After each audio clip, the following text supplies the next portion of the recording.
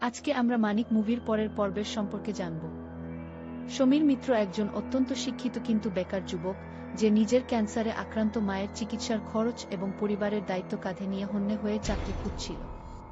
ঠিক এমন সময় তার সাথে আলাপ হয় মেদিনীপুরের এক গরিব ছেলে মানিকের, যে কলকাতায় এক বড় ব্যবসায়ীর সাথে দেখা করতে আসছিল। কিন্তু এক ভয়াবহ সড়ক দুর্ঘটনায় মানিক গুরুতর আহত হলে সমীর তাকে বাঁচানোর আপ্রাণ চেষ্টা করে। মৃত্যুর কোলে ঢলে পড়ার আগে মানিক সমীরকে অনুরোধ করে যেন সে মানিকের অন্ধ বাবা ও বোনের দায়িত্ব নেয় এবং তার মৃত্যুর খবর গোপন রাখে।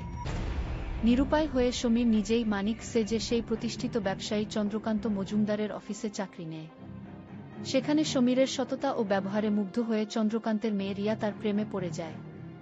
সমীর নিজের বেতনে দুই পরিবারকে চমৎকারভাবে চালাতে থাকলেও তার মনে সারাক্ষণ সত্য প্রকাশ পাওয়ার ভয় কাজ করতে থাকে, যা গল্পে এক দারুণ নাটকীয়তার সৃষ্টি করে।